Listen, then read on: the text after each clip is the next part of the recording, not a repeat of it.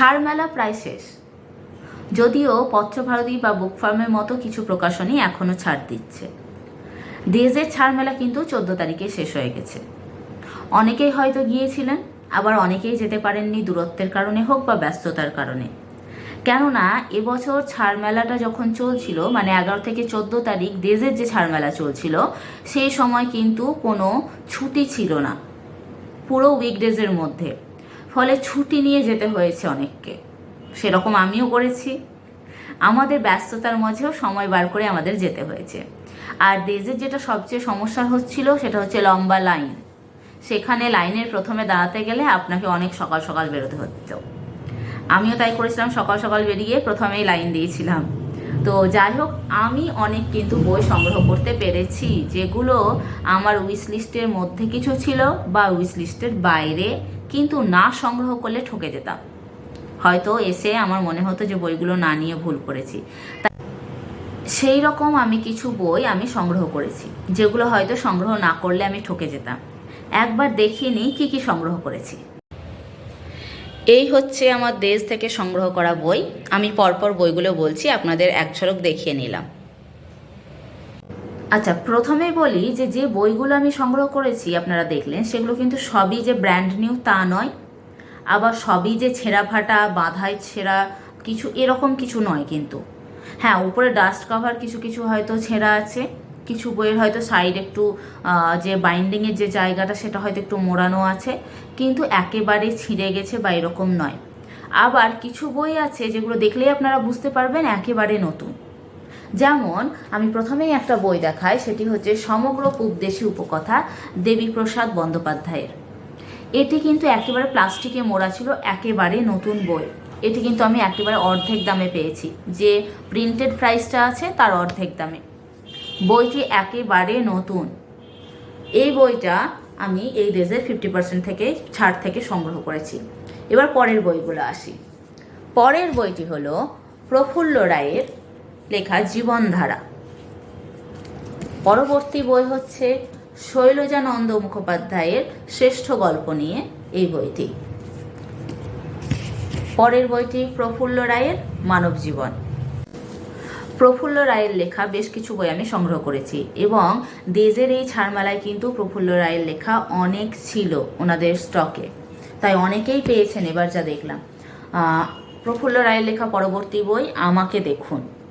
আচ্ছা, পরের যে বইটি সেটি হচ্ছে তপন বন্দ্যোপাধ্যায়ের লেখা আমলাগাছি। বইটা কিন্তু ভেতর নতুন, কিন্তু যখন আমি বিল করে নিয়েছি তারপর আমি খেয়াল করছি যে মাথার দিকে এরকম কিছু দাগ রয়েছে। জানি না এটার এফেক্ট কি পড়বে পরবর্তীতে, বা বইটা পরবর্তীতে আস্তে আস্তে খারাপ হবে কিনা আমি সেটাও জানি না। পরিষ্কার করার চেষ্টা করেছি কিন্তু পরিষ্কার হয়নি। বইটা এক পিসই ছিল, যে কারণে আমি আর হাতছাড়া করিনি, আমি নিয়ে নিয়েছি। পরের যে বইটি সেটি একেবারে নতুন, ভগীরথ মিশ্রের লেখা অমানুষনামা। এই বইটা কিন্তু একেবারে নতুন, কোনো রকম ছেঁড়া ফাটা দাগ কোনো কিচ্ছু নেই। আচ্ছা, এরপরের যে বইটা ক্রাইম টাইম, এটা কিন্তু আমার উইশ লিস্টে ছিল। এই যে বইগুলো দেখলেন সেগুলো কিন্তু আমার একটিও উইশ লিস্টে ছিল না। আমি গিয়ে কিন্তু সেগুলো নিজে আর কি পছন্দ করে বা নিজে দেখে আমি কালেক্ট করেছি, যে আমার মনে হয়েছে এগুলো সংগ্রহযোগ্য। আচ্ছা, এই ক্রাইম টাইম বইটা কিন্তু আমি উইশ লিস্ট করেছিলাম ওনাদের লাইভ দেখে। ওনাদের লাইভে আমি দেখছিলাম ক্রাইম টাইম বইটা দেখাচ্ছিল, এবং আমি পরে আমি কিছু ফেসবুকে কিছু গ্রুপে সার্চ করি, তার রিভিউ পড়ি যে কীরকম বইটি এবং কী বিষয়ে লেখা, তারপরে আমি বইটি কিনেছি। পরের বই হচ্ছে যাযাবর অমনিবাস। যাযাবরের লেখা দৃষ্টিপাত যারা পড়েছেন তারা জানেন ওনার লেখা সংগ্রহে রাখার মতোই, তাই এটা পাওয়ার পর আমি হাতছাড়া করিনি, এটাও নিয়ে নিয়েছি। জানি না কতজন পেয়েছেন বইটা যারা গেছিলেন। আচ্ছা, এরপরে হচ্ছে তিলোত্তমা মজুমদারের লেখা ব্যাং রাজকুমার। বইটা সম্পর্কে আমার একটুও ধারণা নেই। বইটা যেহেতু তিলোত্তমা মজুমদারের লেখা তাই আমি নিয়েছি, কারণ ওনার লেখা পড়তে আমার খুব ভালো লাগে। বসুধারা বা ঝুমরা যারা পড়েছেন তারা জানেন। তাছাড়া ওনার লেখা প্রেতজনি দিয়ে আমি শুরু করেছিলাম ওনার লেখা পড়ার, এবং আমি সত্যিই মুগ্ধ হয়েছি ওনার লেখা পড়ে। তারপরে আমি ওনার প্রায় সব বইগুলো কালেক্ট করার চেষ্টা করি এবং পড়তে চেষ্টা করি।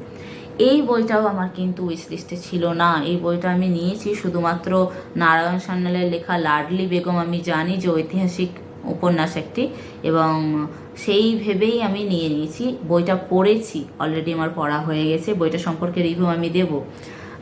এটা আমি পেয়েছি, এটাও একেবারে নতুন।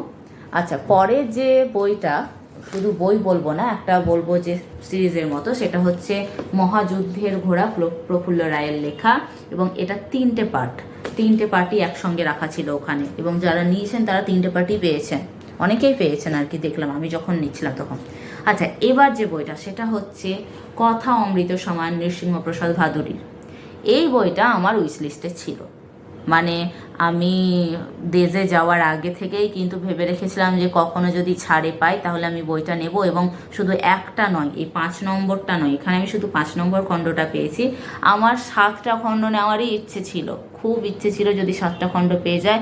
এবং প্রথম দিকে যখন লাইভগুলো দেখছিলাম, প্রথম দিনে কিন্তু অনেকগুলোই খণ্ড ছিল, তো সেই হিসেবে আমি আশা করেও গেছিলাম হয়তো গিয়ে পেয়ে যাব। দুর্ভাগ্যবশত আমি এই একটা, তবু শেষ মুহূর্তে আমার চোখে পড়ে এই বইটা। আমি ওখানে যারা ছিলেন দোকানে, যারা আর কি বইয়ের বিভিন্ন করছিলেন, তাদের আমি বিল করছিলেন, তাদের আমি কমপ্লেনও করেছি যে আমি কিন্তু বইটা খুব আশা নিয়ে এসেছিলাম যে পাবো বইটা, কিন্তু পাইনি। যাই হোক, চেষ্টা করবো পরের বার যদি পাই সবগুলো হাতিয়ে নিয়ে আসার। আচ্ছা, পরবর্তী যে উপন্যাস সেটি হচ্ছে 5টা উপন্যাস নিয়ে স্বপ্নময় চক্রবর্তীর একটা বই। এটারও রিভিউ আমি দেব, কারণ স্বপ্নময় চক্রবর্তী যারা হলদে গোলাপ বা জলের উপর পানি পড়েছেন তারা জানেন ওনার লেখা মানে কতটা ছুঁয়ে যায় মানুষকে, তাই সংগ্রহযোগ্য বই তো বটেই। এটারও আমি পরে রিভিউ দেব। আচ্ছা, পরের যে বইটা সেটা হচ্ছে রহস্য অন্তহীন, গৌতম রায়ের লেখা। এই বইটা একেবারে নতুন, এটাতেও কোনো ছেঁড়া ফাটা মোড়া কিছু নেই, একেবারে নতুন। গৌতম রায়ের রিভিউ আমি দেখছিলাম যে খুব ভালো, এবং সেই হিসেবে আমি এই বইটা নিই। যদি আমার পড়ে ভালো লাগে বা আমার যদি মনে হয় যে হ্যাঁ আমি ঠিক আমার ভালো লাগছে, খুব ভালো লাগছে পড়তে, তাহলে আমি ওনার পরবর্তী বইগুলো সংগ্রহ করার চেষ্টা করব।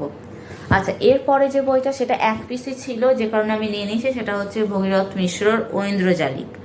এই বইটা 1 পিসি দেখছিলাম, বাইরে থেকেই দেখে আমি টার্গেট করে রেখেছিলাম যে ঢুকেই বইটা প্রথমে তুলব। এই বইটার ডাস্ট কভারটা ছেঁড়া আছে, তখন আমি দেখলাম 1 পিসি ছিল, ফলে নিয়েছি। পরবর্তীতে স্টকে এসেছিল কিনা আমার জানা নেই, তবে হয়তো অনেকে পেয়েছেন বইটা। শুধু উপরে ডাস্ট কভারটা একটু ছেঁড়া আছে, বাকি কিন্তু পুরো নতুন, এমন কিছু দাগ বা কিছুই নেই। আচ্ছা, পরের যে বই সেটা হচ্ছে নবনীতা দেবসেনের ফিনিক্স। এই বইটা কিন্তু অনেক পুরনো এবং এতে কিছু হলদে দাগও আছে, যদিও বইটার দাম প্রিন্টেড প্রাইস খুব কম, মানে প্রথম সংস্করণ যখন প্রথম পাবলিশ হয়েছিল তখনকার বই, ফলে দামও কিন্তু খুব কম আছে, যে কারণে আমি নিয়ে নিয়েছি। আচ্ছা, পরের বইটা প্রায় একজনের হাত থেকে ছিনিয়ে নেওয়ার মতো, কেননা একজন দেখছিলেন এবং উনি মনে হয় এই চান ঘরে গানের নিচে লেখা যেটুকু আছে এই জায়গাটা জাস্ট একটু মানে কভারটার একটু কাগজটা ছিঁড়ে গেছে বলে উনি রেখে দিলেন। ওনার রাখা মাত্রই আমি তুলে নিয়েছি, বুদ্ধদেব গুহ চান ঘরে গান। তাছাড়া বইটার কিন্তু কোনো খুঁত নেই, একদম পুরো নতুন ভেতর। আচ্ছা, পরের বইটি হচ্ছে সমৃদ্ধ দত্তর উই দ্য পিপল। এই বইটিও নতুন, একেবারে নতুন, কোনো দাগ কোনো ছেঁড়া কিচ্ছু নেই। আচ্ছা, পরের বই হচ্ছে প্রফুল্ল রায়ের শশাগড়া।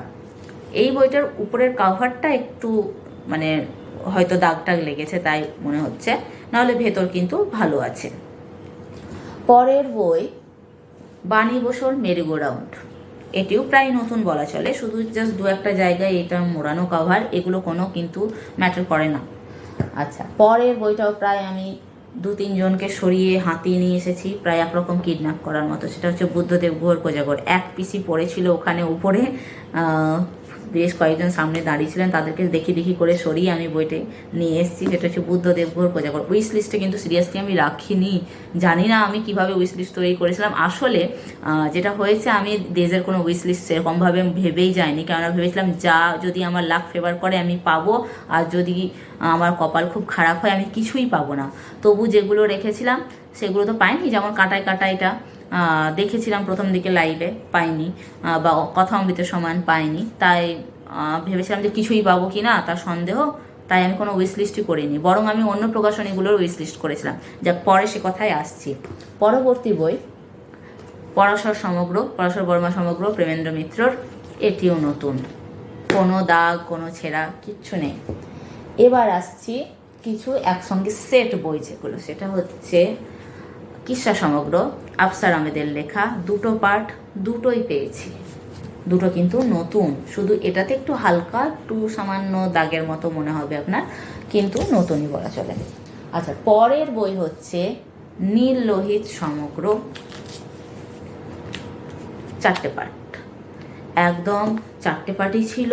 প্রথমে মানে খুঁজে খুঁজে নিতে হয় এরকমভাবে যে আপনি একটু বাইরে থেকে যদি দেখার সুযোগ পান তাহলে দেখে নেবেন যে কোথায় কোথায় কী রাখা আছে যতটা সম্ভব। আমিও তাই করেছিলাম। নীললোহিত সমগ্রের কালার দেখে বুঝেছিলাম যেটা নীললোহিত সমগ্র দেখতে পাচ্ছি দূর থেকে। হ্যাঁ, যদিও দেখতে অসুবিধা হচ্ছিল কিছুটা দূরে বলে। তো প্রথমে 2টো পার্ট পাই এবং পরবর্তীতে 2টো পার্ট পেয়েছিলাম। এখানে পেয়েছি 3 নম্বর, 5 নম্বর, 7 নম্বর ও 8 নম্বর খণ্ড। এই 4টে খণ্ড পেয়েছি, বাকিগুলো পাইনি। বাকিগুলো হচ্ছে পরের বছরের টার্গেট। আপাতত এগুলো পড়ে শেষ করি। আচ্ছা, পরবর্তী যেটা হচ্ছে সেটা হচ্ছে তপন বন্দ্যোপাধ্যায়ের গোয়েন্দা গার্গী সমগ্র। এখানে 4টে পার্ট পেয়েছি, 3, 4, 5, 7। জানি অনেকেই পড়ে ফেলেছেন, আমার কিন্তু একটা পার্টও পড়া হয়নি। মানে আমি গিয়ে সংগ্রহ করে নিয়ে এলাম, দেখলাম এবার আমি পড়তে শুরু করব। যদি আমার তো জানি অনেকে ভালো লেগেছে, পড়ে দেখবো। আমারও যদি ভালো লাগে পরের যে পার্টগুলো আছে সেগুলোও কিনে নিয়ে আসবো। গোয়েন্দা গল্প আমরা সবাই পছন্দ করি, ছোট থেকে এত গোয়েন্দা গোয়েন্দা আমরা আমাদের মন চলে যে গোয়েন্দা গল্প মানে যে কোনো গোয়েন্দা লেখক দেখলে আমরা তার লেখা আমরা প্রথমে পড়তে শুরু করে দিই। আচ্ছা, পরের যে বইটি সেটি আমার পড়ার ইচ্ছা ছিল এবং অনেকেরই উইশ লিস্টে আছে, কিন্তু আমি ভাবতে পারিনি বইটা আমি 50%-এর কোনো এতে পেয়ে যাব, ছাড়ে পেয়ে যাব, হয়তো থাকবে কি না। এবং মানে আমি এত লাক ফেভার করে গেছে আমি ভাবতে পারিনি। আমি বিল করার সময় বসেছিলাম, তখন দেখি র্যাকে রাখা আছে, সেটা হচ্ছে হিকি সাহেবের গেজেট। এই বইটা যে প্রত্যেকে আপনাদের নিজস্ব সংগ্রহে রাখতে চান এ ব্যাপারে কিন্তু সন্দেহ নেই। সবাই চান বইটা একবার না একবার পড়তে। জানি ঐতিহাসিক গল্প বা ঐতিহাসিক উপন্যাস অনেকেই পছন্দ করেন, বিশেষ করে আমাদের পাঠক মহলে কিন্তু ঐতিহাসিক উপন্যাসের একটা আলাদা চাহিদা রয়েছে, প্রত্যেকেই পড়তে চান। তো এই হিকি সাহেবের গেজেট মানে একেবারে বলতে পারি যে আমার কাছে কি বলবো, মানে আনএক্সপেক্টেড, যে আমি পাবো ভেবেই যায়নি। উইশ লিস্ট তো বহু দূরের কথা, উইশ লিস্ট তো ভেবেছিলাম যে এগুলো হয়তো ফুল দামে কিনতে হবে আমাকে, 50% ছাড়ের উইশ লিস্টে আমার এটা ছিল না। এবং লাস্ট যে দুটো বই সেটা হচ্ছে অ্যাডভেঞ্চার সমগ্র, এটা উইশ লিস্টে ছিল। এটা আমি উইশ লিস্টে রেখেছিলাম কারণ আমি লাইভে দেখেছিলাম, কিন্তু মনে হচ্ছিল পাবো কি পাবো না তার ঠিক নেই। হিমাদ্রি কিশোর দাশগুপ্তর এই দুটো অ্যাডভেঞ্চার সমগ্র 2টো পার্ট পেয়ে গেছি। তো এই হচ্ছে এবছরের কালেকশানের আমার লিস্ট, আপনাদের দেখালাম। আপনারাও অনেকে কালেক্ট করেছেন যারা গেছিলেন।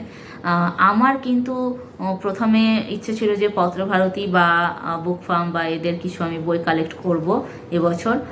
ওনারাও 30% 40% অফ দিচ্ছেন এবং সেই অনুযায়ী আমি কিছু উইশ লিস্ট বানিয়েছিলাম। দেশের কিন্তু কোনো উইশ লিস্ট আমার ছিল না, আমি আগেই বলেছি। এবার বলি যে এত বই যে আমি কিনলাম কোন আনন্দে। আসলে বইগুলো আমি উপহার পেয়েছি আমার শ্বশুরমশাই এবং শাশুড়ি মায়ের কাছ থেকে, এবং অ্যাডিশনাল হচ্ছে আমার বর। প্রত্যেকে আমাকে 3 জনে মিলে আমাকে উপহার দিয়েছেন। যদি বার্থডে আমার অনেক দেরি, তবু বার্থডে উপলক্ষে গিফটগুলো পেয়েছি, বলতে পারি প্রি বার্থডে গিফট। আর বই উপহার পেলে তো বুঝতেই পারছেন আমাদের একটা আলাদাই আনন্দ হয়। তো আমি হিসেব না করে কিনে ফেলেছি। দেশে ঢুকে যখন আমি পুরো কালেক্ট করার পর যখন আমি মোটামুটি একটা মানে আন্দাজ করছি যে কত হতে পারে, তখন দেখলাম প্রায় 40 পিস বই আমি 1008-এর তো কিনে ফেলেছি হয়তো। তো একটু বড় ধাক্কা, তাই এবছরের মতো আশা করি এটাই আমার শেষ কেনা। যদিও জানি আমরা পাঠকরা বই কেনার ক্ষেত্রে কোনটা শেষ বা কোন দিন শেষ আমরা বলতে পারি না, হয়তো আবার কোথাও ছাড় দিলে হয়তো গিয়ে হাজির হব। হ্যাঁ, কিন্তু আপাতত আশা করছি এটাই আমার শেষ। এগুলো পড়ে দেখি কতগুলো পড়তে পারি। পড়তে শুরু করেছি, এখন আমি পড়ছি ক্রাইম টাইমটা। যদিও বললাম লাডলি বেগমটা আমি পড়ে ফেলেছি, খুব ভালো উপন্যাস, আপনাদের আমি রিভিউ দেব কি সম্পর্কিত বা কত দাম যাবতীয় আমি আপনাদের জানাবো পরবর্তী ভিডিওতে। ধন্যবাদ।